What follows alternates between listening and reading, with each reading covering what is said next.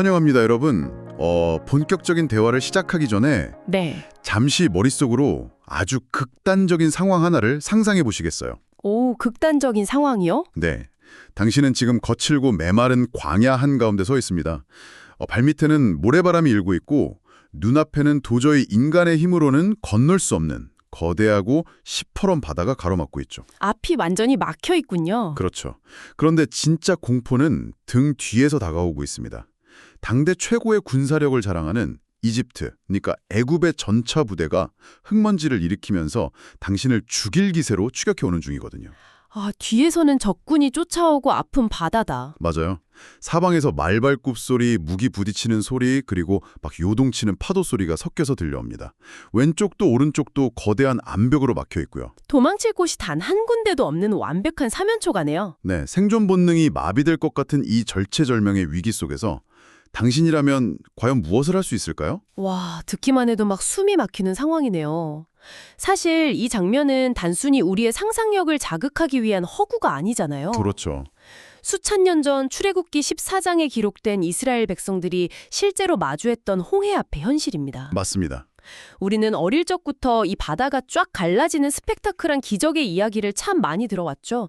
마치 잘 만들어진 블록버스터 영화의 클라이맥스처럼 소비하곤 하거든요. 네, 스케일이 워낙 크니까요. 하지만 오늘 우리가 이 텍스트를 다시 꺼내든 이유는 이것을 단순한 고대 역사나 신기한 영웅담으로 다루기 위해서가 아닙니다. 맞습니다. 그래서 오늘의 핵심 미션을 먼저 분명하게 외치고 시작하겠습니다. 좋습니다. 유튜브 바이블 캔버스 구독자님께서 보내주신 묵상 스케치 자료를 깊이 있게 살펴보자. 바로 이것이 오늘 우리의 목표입니다. 네, 아주 중요한 미션이네요. 이 자료는 그 거대한 파도와 추격하는 군대 앞에서 인간이 위기를 어떻게 인식하고 대처해야 하는지에 대한 아주 치밀한 통찰을 제시하고 있거든요. 맞아요. 이 묵상 스케치가 참 흥미로운 지점은 바로 그 위기의 순간을 세 가지 차원으로 해체해서 분석한다는 것입니다. 세 가지 차원이요? 네, 지성, 정서, 그리고 결단입니다. 오, 지성, 정서, 결단. 이 세 가지 프레임워크는 단순히 수천 년 전의 이스라엘 백성들뿐 아니라 네. 오늘날 예기치 못한 삶의 막다른 골목에 몰린 우리들에게도 정확히 적용되는 아주 현대적인 심리적, 영적 생존 가이드라고 할 수 있습니다. 지성, 정서, 결단. 위기를 돌파하는 세 가지 심리적 기둥이군요. 그렇습니다. 그럼 첫 번째인 지성부터 파헤쳐보죠. 저는 사실 이 홍해 사건을 읽을 때마다 논리적으로 도무지 납득이 안 가는 부분이 하나 있었거든요. 어떤 부분이죠? 이스라엘 백성들이 왜 하필 이런 막다른 골목에 빠지게 되었는가 하는 점이에요. 아, 위치 선정에 대한 의문이군요. 네. 자료를 보면 이 사람들은 자기들 마음대로 걷다가 길을 잃은 게 아니잖아요. 아니죠. 구름기둥과 불기둥이라는 말 그대로 하나님의 완벽한 내비게이션 시스템의 세밀한 인도를 받으면서 걷고 있었단 말이에요. 아주 예리한 지적입니다. 그들은 정확히 인도함을 받고 있었죠. 그런데 그 완벽한 인도를 따라간 결과가 앞에는 바다, 뒤에는 적군인 절망의 코너였다는 겁니다. 여기서 솔직히 좀 의문이 듭니다. 네. 하나님이 완벽한 내비게이션이시라면 왜 굳이 이런 함정 같은 곳으로 사람들을 몰아넣으신 걸까요? 굳이 왜 이쪽으로 데려오셨나? 맞아요. 약간 잔인하게 느껴지기도 하거든요. 그냥 안전하고 평탄한 길로 데려가실 수도 있었을 텐데 굳이 극도의 공포를 경험하게 만드신 이유가 납득이 잘 안 갑니다. 그 질문이 바로 우리가 지성이라는 첫 번째 기둥을 세우기 위해 반드시 거쳐야 할 관문입니다. 아, 그런가요? 인간의 논리로는 완전히 실패한 경로 탐색처럼 보이죠. 내비게이션에 오류가 났구나. 네, 고장났구나. 혹은 우리가 뭔가 죄를 지어서 벌을 받는구나 라고 생각하기 십상입니다. 보통 그렇게 생각하죠. 하지만 자료에서 아주 날카롭게 분석하듯 이 위치 선정은 결코 실수나 우연이 아니었습니다. 우연이 아니다. 오히려 애굽의 군대를 유인하기 위해 아주 정교하게 짜인 전술적 함정이었죠. 아, 이스라엘 백성들을 향한 함정이 아니라 애굽 군대를 향한 함정이었다고요? 그렇습니다. 바로의 눈에는 이스라엘이 광야에 갇혀 도간에 든 쥐처럼 보였을 겁니다. 아, 갇혔구나 하고요. 네, 그래서 방심하고 모든 전차를 끌고 추격해 온 것이죠. 하나님의 마스터 플랜은 단순히 이스라엘을 조용히 도망치게 하는 것이 아니었습니다. 그럼 뭐였나요? 당대 세계 최강이었던 애굽의 군사력과 그들이 믿던 우상들을 홍해에서 완전히 수장시킴으로써 네. 다시는 이스라엘을 추격하지 못하도록 영원한 해방의 쐐기를 박는 것이었습니다. 아, 영원한 해방의 쐐기요? 세상의 시선으로는 막다른 골목이지만 더 높은 차원의 시선으로는 적을 일망타진하기 위해 세팅된 완벽한 승리 무대였던 겁니다. 막다른 골목이 아니라 완벽한 승리의 무대다. 야, 이렇게 관점을 전환하는 것 자체가 엄청난 지적 도약이네요. 그렇죠. 이걸 현대인의 삶에 적용해보면 그 의미가 훨씬 더 묵직하게 다가옵니다. 우리도 살다 보면 이런 순간들을 마주하잖아요. 맞습니다. 나름대로 원칙을 지켰고 올바른 길을 선택하기 위해 최선을 다했는데 네. 결과적으로 커리어가 완전히 꼬여버리거나 믿었던 인간관계가 무너지고 혹은 건강에 치명적인 적신호가 쳐지는 순간들 말입니다. 정말 막막한 순간들이죠. 그럴 때 우리의 첫 번째 반응은 대체로 자책이거든요.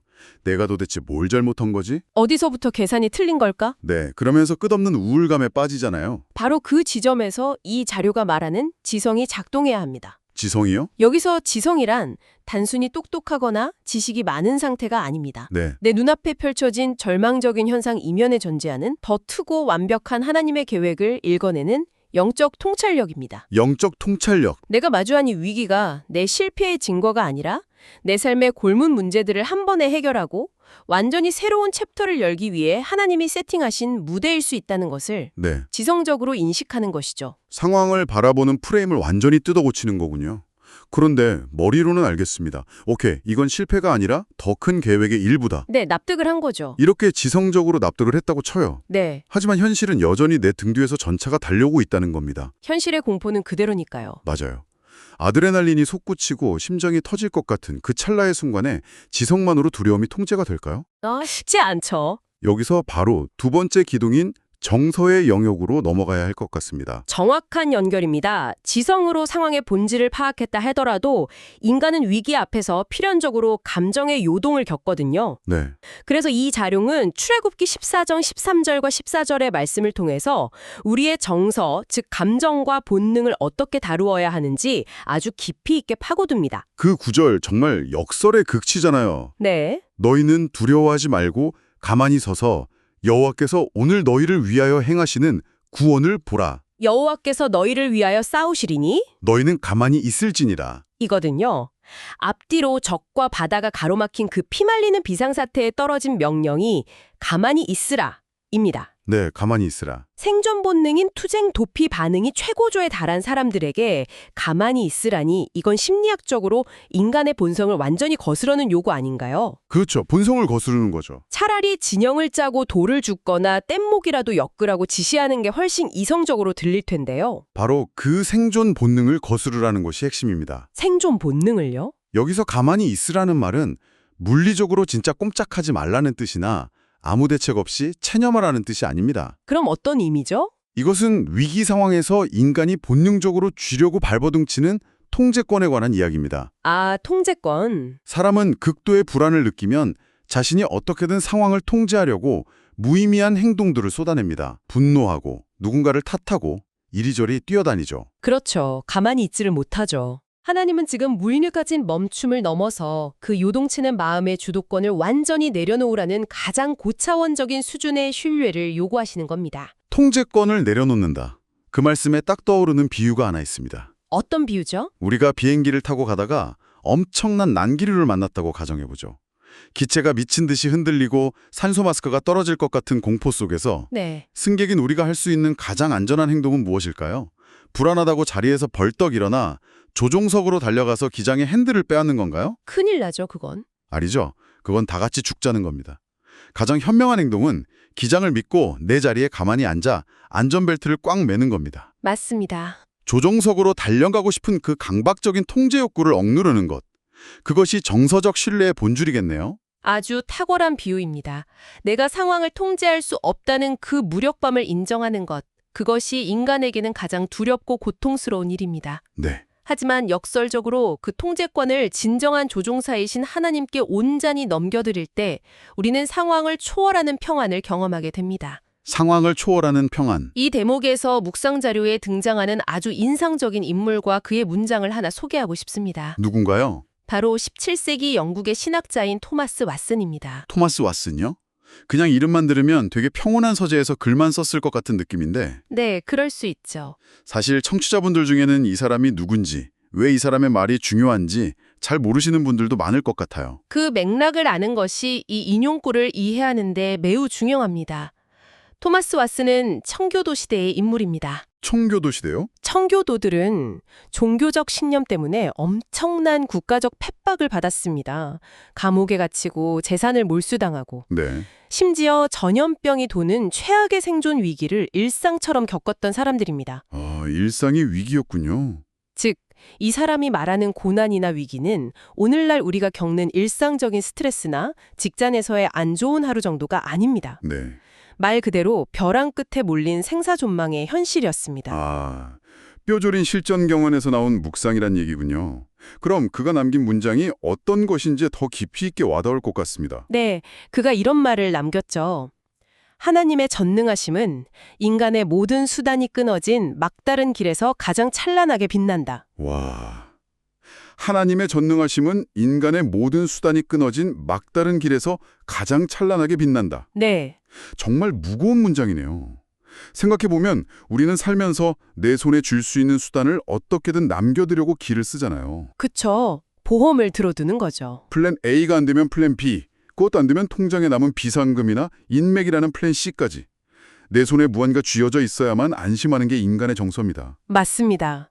그런데 그 모든 수단이 완전히 바닥나고 내가 할 수 있는 것이 단 하나도 없다는 것을 철저히 뼈저리게 인정해야 하는 그 막다른 길의 순간. 네. 우리는 보통 거기를 인생의 끝이라고 부르는데 왓슨은 거기가 하나님의 전능하심이 작동하기 시작하는 출발점이라고 선언하네요. 정확합니다. 내가 쥐고 있던 얄팍한 플랜 A, B, C가 무너졌다고 해서 끝난 것이 아닙니다. 네, 오히려 내가 내 힘으로 무언가를 해보려던 그 시도들이 완전히 멈출 때 비로소 하나님이 개입하실 공간이 열리는 것입니다. 개입하실 공간이 열린다. 네. 두려움과 원망으로 감정적 에너지를 소모하는 대신 비행기 좌석에 조용히 앉아 기장을 신뢰하듯이 네, 우리를 대신해 싸우시는 하나님의 손길을 기대하며 내면의 요동을 잠재우는 것.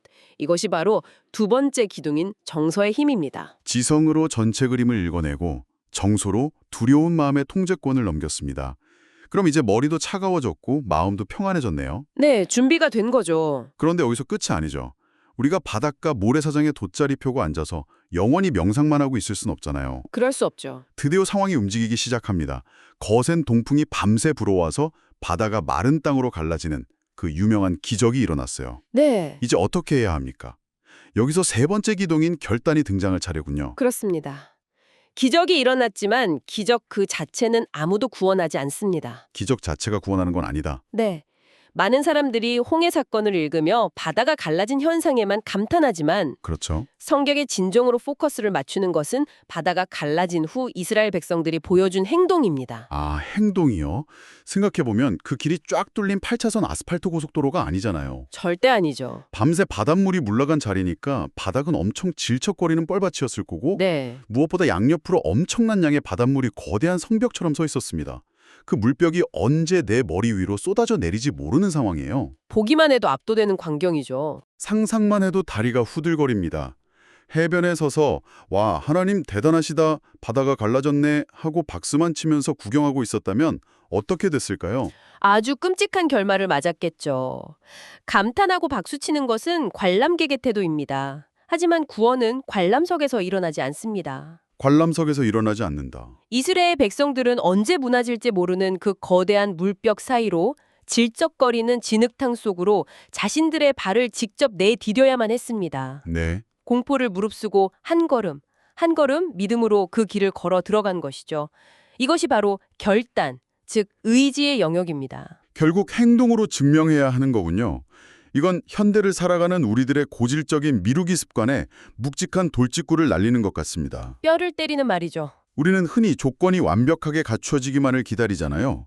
경제 상황이 좀 더 좋아지면 이직을 결단하겠습니다. 내 상황이 나아지면 내 마음의 상처가 완전히 치유되고 완벽한 평안이 찾아오면 저 사람을 용서하겠습니다. 맞아요. 항상 조건을 달죠. 하지만 홍해의 기적은 우리에게 말합니다. 앞길이 완벽하게 안전해 보여서 걷는 게 아니라 하나님이 앞으로 나아가라고 말씀하셨기 때문에 네. 불확실성과 두려움을 안고도 진흙탕 속으로 한 발자국을 내딛는 거라고요. 지성으로 상황을 통찰하고 정서적 안정을 찾았더라도 결국 나를 살리는 것은 그 바다 한가운데로 발을 뻗는 순종의 행위입니다. 순종의 행위. 완벽한 조건이 주어질 때까지 핑계를 대며 물가에서 서성거리는 것이 아니라 하나님의 말씀에 의지해 행동하는 결단력이 우리를 위기에서 구출해내는 핵심 동력인 셈이죠. 와, 오늘 탐구한 3가지 기둥. 정말 탄탄하게 연결되네요. 네, 내 절망의 자리가 하나님의 완벽한 전략적 무대임을 꿰뚫어보는 지성, 통제하려는 본능을 내려놓고 고요히 그분을 신뢰하는 정서, 그리고 그리고 아직 물두역이 서 있는 두려운 길이라도 기꺼이 발을 내딛는 결단까지. 세상의 눈에는 여전히 막힌 바다와 쫓아오는 적군뿐인 절망적 상황일지라도 이 3가지 기둥이 내면에 단단히 세워져 있다면 우리는 능히 그 바다를 건널 수 있을 겁니다. 그런데 여기서 우리가 흔히 간과하는 아주 중요한 포인트가 하나 남아 있습니다. 오, 아직 남은 게 있나요? 오늘 탐구한 자료를 바탕으로 청취자 여러분께 완전히 새로운 각도의 질문을 하나 던지고 싶은데요. 네, 해주시죠. 우리는 지금까지 이스라엘 백성들이 홍해를 건너가는 과정, 그 생존의 순간에만 집중했습니다. 하지만 그들이 바다를 다 건너간 직후를 한번 상상해 보시겠습니까? 건너간 직후요? 네. 애국 군대는 물에다 수장되었고 이스라엘 백성들은 살았죠. 해방의 기쁨을 막 누리지 않았을까요? 물론 기뻤겠죠. 하지만 물리적인 현실을 직시해 봅시다. 뒤를 돌아보니 자신들을 괴롭히던 애국 군대도 사라졌지만 네. 동시에 자신들에게 익숙했던 거대한 제국 애굽으로 돌아갈 길, 즉 바다도 다시 닫혀버렸습니다. 아, 바다가 닫혔다. 돌아갈 다리가 끊어진 겁니다. 네. 그리고 눈앞에 펼쳐진 것은 풍요로운 땅이 아니라 물 한 모금 구하기 힘든 척박하고 메마른 광야였습니다. 아, 네, 그러네요. 홍해의 기적은 단지 이스라엘을 과거의 고통으로부터 구출해낸 사건에 그치지 않습니다. 그럼요. 그들이 더 이상 애국의 시스템, 애국의 방식에 의존할 수 없도록 과거로 돌아갈 퇴로를 완전히 차단해버린 거대한 단절의 사건이기도 합니다. 와, 정말 생각지도 못했던 관점이네요. 홍해가 나를 구원하기도 했지만 내가 익숙했던 과거로 도망칠 수 없게 만드는 단절의 벽이 되기도 했다는 거군요. 맞습니다. 그렇다면 애굽을 탈출한 것이 끝이 아니라 광야라는 완전히 새로운 패러다임 속에서 살아남기 위해 나 자신을 새롭게 세팅해야 하는 거네요. 바로 그겁니다. 그래서 오늘 청취자 여러분께 이 도발적인 질문을 던지고 싶습니다. 네. 지금 당신이 마주한 삶의 위기와 막다른 굴목이 어쩌면 당신을 구원하는 동시에 당신이 은연중에 의지하고 있던 낡고 익숙한 시스템과 강제로 단절시키려는 하나님의 계획은 아닐까요? 야, 독이 되는 줄 알면서도 안주하고 있던 직장, 나를 갉아먹지만 익숙해서 놓지 못했던 관계, 혹은 나의 자아를 지탱해주던 잘못된 습관들. 네. 하나님이 홍해를 갈라 당신을 구원하셨을 때 더 이상 뒤돌아갈 수 없도록 완전히 수장시켜버린 당신 삶의 옛 애굽은 무엇입니까? 이 위기를 통해 당신이 영원히 결별해야만 하는 그 지독하게 익숙했던 과거는 무엇인가요? 와, 머리를 한 대 세게 얻어맞은 기분입니다. 단순히 위기에서 벗어났다, 다행이다로 끝나는 게 아니었네요. 네, 거기서 끝이 아니죠. 위기는 나를 새로운 사람으로 빚어내기 위해 과거의 나와 결별하도록 강제하는 수술대와 같은 거군요. 저도 지금 당장 제 삶에 닫혀버린 홍해 너머에 남겨진 나의 옛 애굽이 무엇인지 치열하게 고민해 봐야겠습니다. 네, 꼭 필요한 시간입니다. 청취자 여러분, 오늘 저희의 깊은 탐구가 여러분의 삶에 닥친 막막한 홍해를 전혀 새로운 시각으로 바라보게 하는 렌즈가 되었기를 바랍니다. 막다른 길은 실패의 끝이 아니라 위대한 단절과 새로운 기적이 시작되는 완벽한 무대니까요. 네, 지성으로 계획을 신뢰하고 정서로 요동함을 잠재우며 결단으로 그 진흙탕 길을 걸어나가십시오. 그리고 마침내 건너편에 섰을 때 미련 없이 과거의 애국과 결별하는 여러분이 되시기를 진심으로 응원합니다. 늘 저희의 깊은 탐구 시간에 귀 기울여 주셔서 감사합니다. 두려움 없는 평안한 하루 보내시길 바랍니다. 감사합니다.